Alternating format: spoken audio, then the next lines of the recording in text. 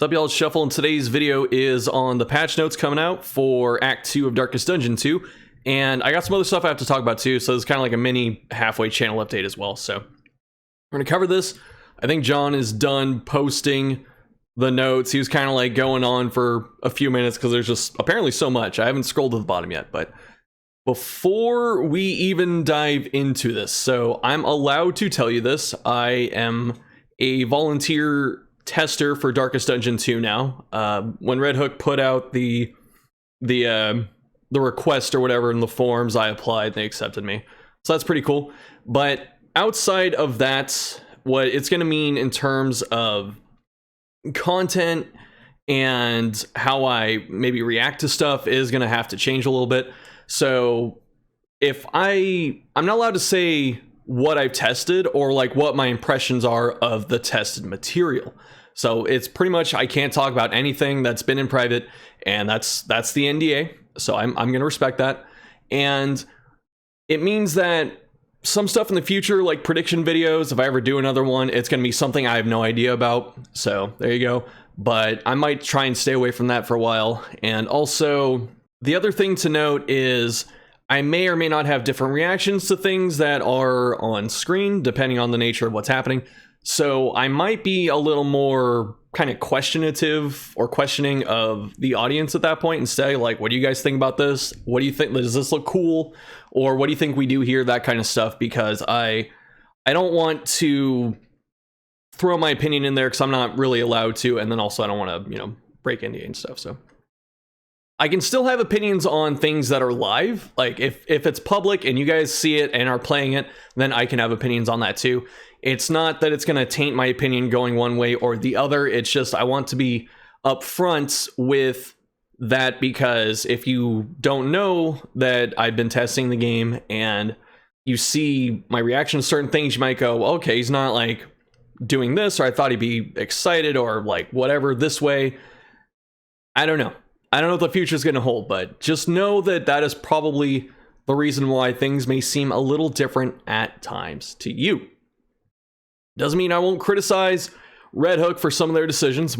Doesn't mean I'm not going to meme on Crush and beg for grave robber buffs publicly, but that is where we're at right now. Streaming. So I want to stream this update. Obviously, it comes out tomorrow, and real life is kind of getting in the way of that right now. I have been selected.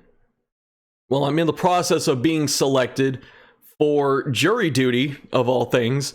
And it could not have been at a worse time, because obviously the update's tomorrow. I started the process today. So if you've ever been selected for jury duty, or you know the process, you know that usually you go down to like the courthouse. They go through a large group of people with a bunch of questions, and then they decide who they're going to keep or get rid of over a period of time. It should have been one day, honestly. I'll talk about this more on stream, but the judge for the case that I have to listen to just really won't shut the hell up. So he just keeps talking about random anecdotes and civic duty and stuff like that. And civic duty doesn't put food on my table, as I said on Twitter. And I'm not even confirmed or dismissed yet, because that's how slow it's going after about 5 hours. So it's pretty upsetting. I think they may get rid of me. I think they ended with 11 people today. So they might have 12 pretty quickly tomorrow. We'll see what happens there, but I have to go back there in the morning. And that's really going to impact my ability to stream the game at least tomorrow and for potentially the next couple days, depending on if, the random thing happens where they actually keep me and they don't let me leave. I try to get out, trust me.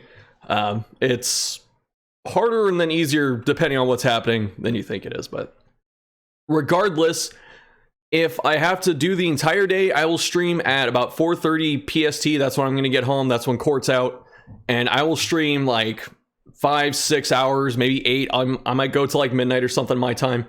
And then I'll try and stream the next day for as long as I can. If I don't have jury duty on Thursday, then I'm just going to stream the entire day. And then Friday. And then I might stream on the weekend. So we're going to be playing this update a lot. And really, it just... how much I get to do it in the first couple days depends on the jury duty. I'm really sorry for bearing the lead of this video, which is the patch notes, but I need to talk about this because I don't want to dump it at the end when people don't give a crap. So with that in mind, I know your favorite other streamers not named Shuffle FM are going to be playing the game. I just hope that when you're done watching them, or if they go offline or something, you spend some time with me. That's all I ask, because I'm really trying to work hard as like one of the premier content creators in this game, and this was supposed to be a really big day for me, and the fact that real life is getting in the way is upsetting, to say the least. But there are a lot of other cool streamers out there to watch too, so I don't fault you for watching them. I just want some of your time. That's all. Yeah. So with that being said, we can start reading patch notes. Red Hook John has said the Shroud of the Deep update. So I'm going to try and... I don't think I'll read through every single like line of text, but this is in their Discord. So if you haven't joined Red Hook's Discord, you should. It's a cool place with cool people. And so the Shroud is the name of the next region. This is the coastal region. They put a picture of that on Twitter, so if you haven't seen that, it's pretty cool. I think I posted on my community tab somewhere. But anyway, your coach will find no easy purchase on the rotted, salt-soaked planks and jetties that connect the waterlogged homes of the fisherfolk. Driven to a debased worship of the sea, the denizens of the coastal regions have taken to the water and been changed by it. Let's see. The Shroud is a new full-size region packed with a complete faction of amphibious horrors and a terrible threat from the lowest depths of the seafloor. There are 7 new monsters, from the gestating cabin boy to the imposing docker, a new lair boss, 2 boss trophies, 6 region-specific trinkets, all new combat music from the Inimitable. I don't even know what word that is, but Chatwood made another track. New narration by Wayne June. I've been listening to Wayne do Lovecraft audiobooks, and it's been enjoyable. I'm gonna be sad when I run out of them. Okay, new confession, Resentment. So I believe, yeah, this is what Act 2 is going to be called. Redemption demands an acknowledgement of failures past. Sign your confession anew and face the personifications of your second sin. This milestone introduces the next confession / Act 2 with new story content and a new final boss. Narrative presentation has also had an overhaul. Main story narration has been moved from the valley to the void. That's the part of the game when you go up to the cabin to pick your chapter, and the crossroads. So it's not the valley itself. This is like the very, very first part of the game. Each confession now has an intro, repeatable lines, and an outro that tells the game's story at run start and upon successful final boss kill. This is great because a lot of people just want story from this game. You know, especially on my channel, I cover a lot of gameplay and balance decisions because that's just what's most interesting to me, because I'm a mechanical type of player. I enjoy those a lot. But something that really does stand out in this game is the art direction. So not just the art style, but also the music, the narration, the story itself.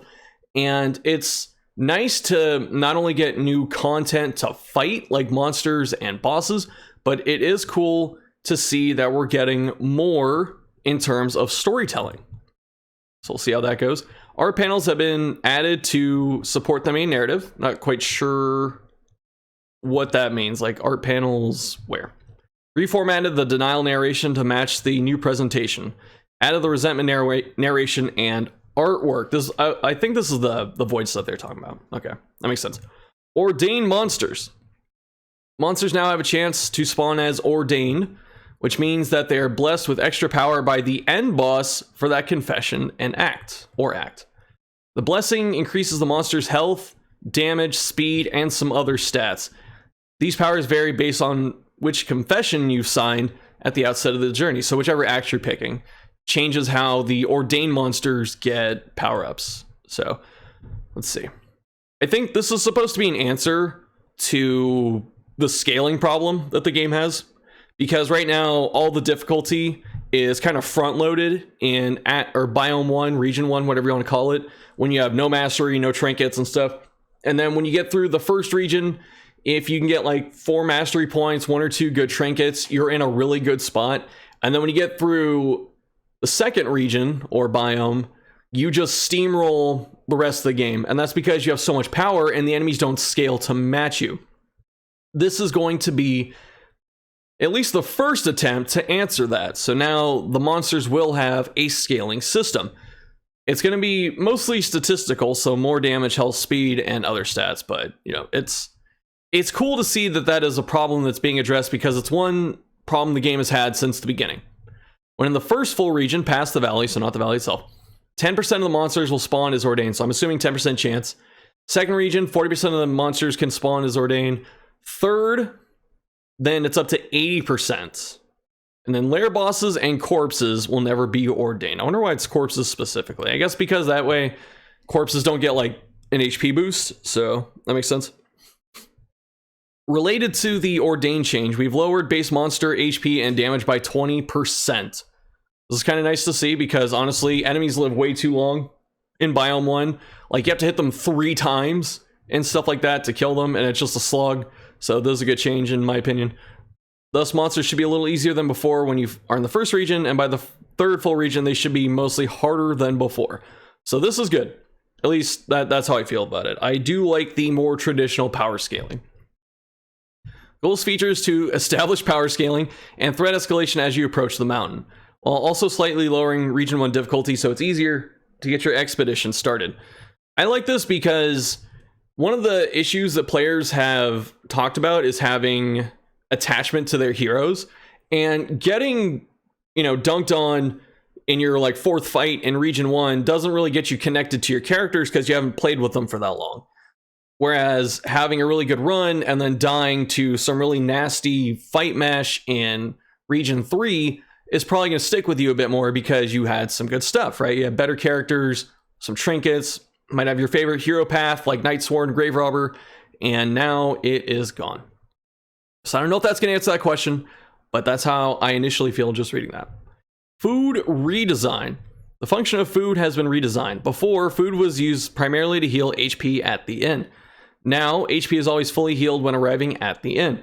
Food is instead used to buff max HP and also buff other stats. Those buffs will last for the entire next region. That sounds pretty cool. This does...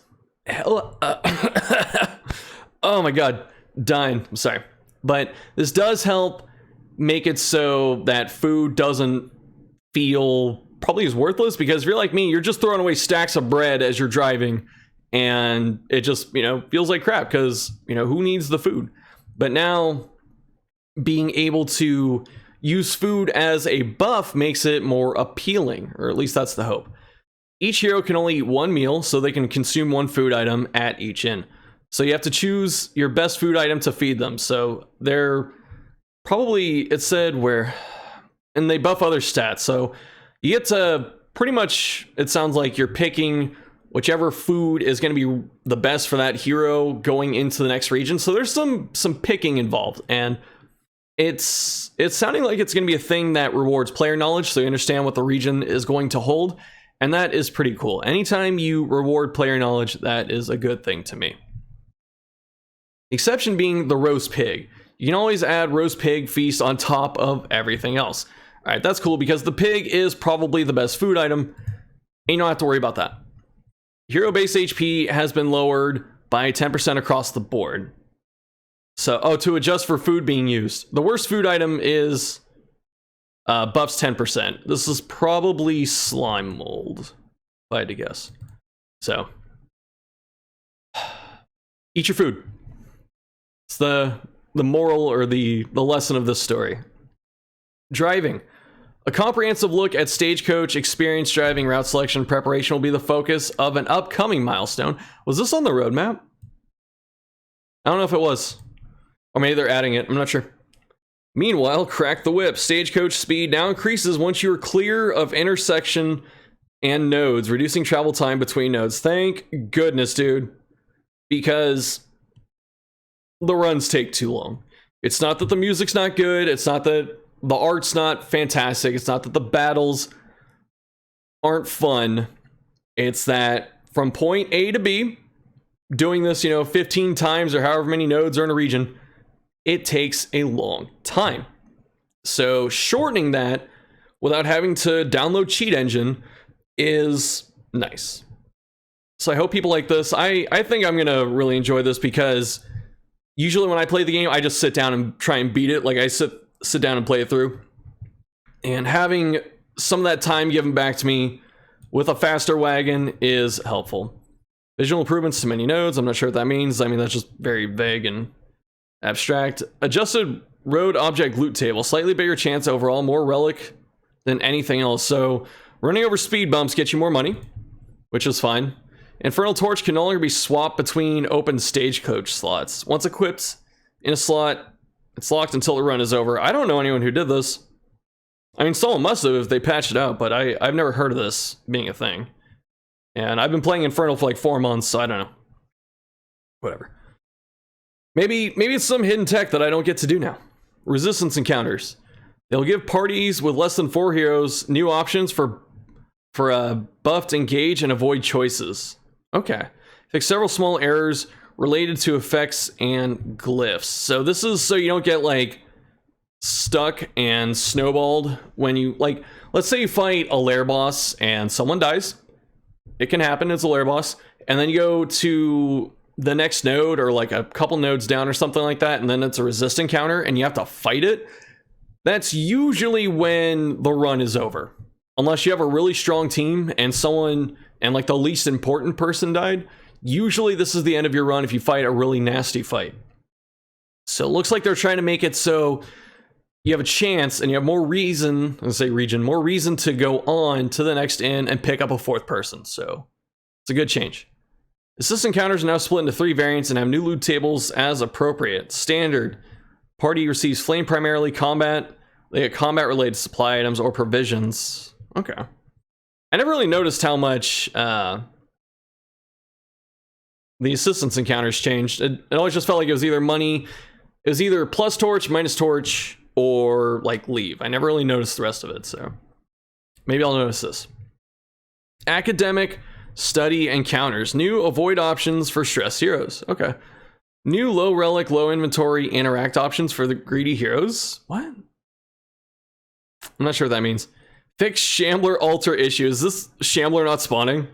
Because the first like 3 times I did the study with the Shambler altar, it would never freaking spawn when I tried to fight it. So maybe that changed. So that's good. Fix several small errors related to effects and glyphs. Fix party torch misapplication as rewards for cage creature and thing in corner variants. I can picture the cage creature, but I don't know what this one is off the top of my head. Oh man, we got a lot of stuff. What the heck? What the? Okay, going back up. Going back up. We got a lot of meat and potatoes in this one. So UI, show equip skills on mastery. That sounds really great. Here's story recap at oh, tab at Crossroads. Okay, so I guess if you want to see the shrine stories, you can see that again. Cinematic section on the main page. Autosave. Dogs. Autosave indicator. I don't know how important this is. I mean, the first game had it, but just assume the game autosaves all the time. Feedback on quirk removal when using a rest item at... Oh, okay. Okay, I think this is I think I know what this means. Like, if you use a quirk removal item at the end, it will tell you what happened now. Instead of, like, you hear the sound and you have to, like, open the menu to look at it. Updated all instances of red being used as enemy target indicators to blue to match the game's color scheme. I don't know, I thought the red contrasted pretty well, but... Alright. Enter no text sheen, less boxy. Okay, this is just random stuff. Heroes. Okay, this is the HP reduction for the food design. Fix an issue where the effects of quirks like Thanatophobia were applied when your hero corpse dies. I don't know if I ever had this. I might have had this happen, but I just never pay attention. Fix an issue where heroes can receive stress damage when a hero corpse is crit. Good. I think we can still stress heal off corpses, so... Or if they were going to change that. Fix an issue where Bloodlust could be blocked by denial of reason. Okay, I heard about this. I never had this happen because I don't run Bloodlust that late. But, you know, good change. Reduce the base health. Okay, this is the Ordained thing. Champions now have a low chance of spawning in Guardian fights and Lair fights. That's right. I guess they've never been able to spawn, huh? Yeah, because you never see like Bullseye Barrett at the general spot, so that's cool. Just the pool of diseases available to several monster skills. I hate diseases. Why Red Hook? We need less of them, not more of them. Weber and Spitter bite attacks can now inflict the Tarantism disease? They have their own spider disease? Fix erroneous glyphs related to food costs. Fix incorrect effects on certain choices. Cultists. Fix an issue where the cultist deacon did not receive the cultist cardinal's passive res buff. I didn't know Cardinal had this, dude. Oh my god, and I call myself a content creator. I just never looked at Cardinal, I just assumed he was a jerk. Remove the ability to retreat from cultist node choices except with the appropriate quirks. This feels bad, man. I loved skipping mountain fights because I don't want to spend those 5 minutes after I've sat down for 4 hours already. Ripping pieces. Dreaming General now spawns with a permanent immobilized token. Taproot now spawns with a permanent immobilized token. Rewards now drop proper region trinkets. Did they not before? Does that mean I can get readout? Okay, Librarian. The fidelity of Librarian's books better matches the character. I have no idea what this means. Harvest Child. Rewards now drop proper region currency and trinkets. I think you could get like books or something. Like something weird for baubles, so that's good. Let's see, improved Shambler rewards are now guaranteed. Okay. Dang, we still got more. Combat tokens, or combo tokens now last for an additional round. Good. Change effects, heroes, and monsters alike. That's fine. Because combo tokens are really cool and they're fun. And some enemies that have like double actions would just shed them very quickly. And that was not fun. So hopefully this helps with that. Permanent version of the immobilized token has been updated, or has an updated color and description to differentiate it from the standard version. So I think this is applying to things like not just the general change they talked about, but also the general's trophy, how that immobilizes your entire party. And so you don't get it confused, you know, try and eat it with like indiscriminate science.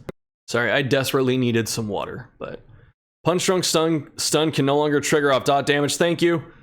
I hated that so much. Fix for Dreaming General hit reaction delay. I think I've seen this a couple times. Fix for exploit with riposte that would reveal kills via token highlights. What, so like it pre-rolled riposte damage so you know it would kill someone if like tokens highlighted? I don't know what that means. Weird. Change crit pop text to now read critical. No. No. No. Okay. Pyromaniac and Field Surgeon now have token driven bonuses, or driven bonus item skills for Firebomb and Healing Salve. Sunny Disposition and Curmudgeon quirks now affect affinity ticks for the party. Okay. New quirk, Heavy Handed, 5% chance of moving an opponent with a melee attack. That sounds kind of cool. I don't know if that can stack or not. Like if you use Rampart and like shove someone back, do they go back 2 spaces? Or does it check twice? I don't know.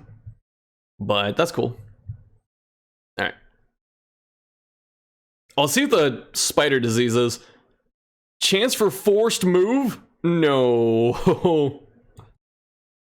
Algel? I think it was Algel. Bloom disease added. Chance of proccing barnacle or small damage per turn, exclusive to Leviathan boss. I guess we know what the name of the boss is. For, the SHROUD. So, I know there's someone in my comments section. There's at least one person. There might have been more, but they said we should fight a Leviathan. I don't know if they listened to that or what, but there you go. Slugger quirk now has a chance to add stun? Why? Slugger was fine. Unless, no, okay. Because you had natural swing and Slugger were kind of the same thing, just like different numbers. So that's actually good. Just change it, you know. All right. Covert Cloak trigger change from turn start to round start. I'm not quite sure what the difference is, but that's cool. Just make Covert Cloak better. Sneakers standard. I don't know what this is. Oh, that's the flag. That's right. It's the little blue flag where the flag itself is like purple and orange or something like that. Stealth chance increased from 10 to 33. My goodness, that's huge. Faceless Visage taunt chance increased from 20 to 33. I don't know if I ever got this item. I don't know what that is. Alright. Miscellaneous gameplay. Added Heatwave region modifier, reduced burn resistance. Hail battle modifier bonuses reduced from 25 to 10. Thank the Lord. Oh my god, thank you so much. I freaking hate hail, dude. Frenzy battle modifier reduced from 25 to 20. Adjusted food related Stagecoach upgrades due to new food design. I think that means the like how much food you can stack and looted food and stuff like that. Tea service now properly reduces negative banner instead of increasing it. What? I don't remember doing that. Battle configurations were adjusted to use multiple conditions where relevant. Shambler, or e.g. Shambler has increased chance of spawning when torch is low and region is closer to the mountain. Also adjusted all region number conditions for... Okay. Oh, this ensures that taking the sluice doesn't mess up power scaling. Okay. I see. I gotcha. That's the important part in there. Added new region goals for visit Oasis and visit Creature Den. Okay, that's cool. Honoring the new nodes that we got. Retune of triage kit and healing salves. Stack limits reduced, prices increased, and increased healing value of triage kit. Man, so you mean that my stack of 4 salves is no longer the main healer of the party? Then various bug fixes. Okay. Revise the block partner from moving relationship act out to only block moves where the partner themselves is moving. Now won't block situations where the partner tries to move someone else. Note, we will be revising relationships significantly in a future update. I'm sure no one's going to read that part, and they're still going to complain, but... We're getting there, man. Just, I would say disable it entirely, but we're getting there. Then various bug fixes, as I said. And then narrative sequence redesign. Was extra work added to this milestone, just as hero paths were packed into milestone 1 despite not being on the roadmap. We're always looking for ways of adding value and richness to the game. Consequently, however, permanent hero upgrades have been moved to a subsequent milestone and will be part of a massive progression system overhaul. More info to come. Woo!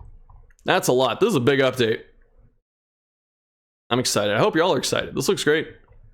So, the big takeaways, we got a new region, new boss, new enemies, new final boss, new chapter, artwork or whatever at the start, and food redesign.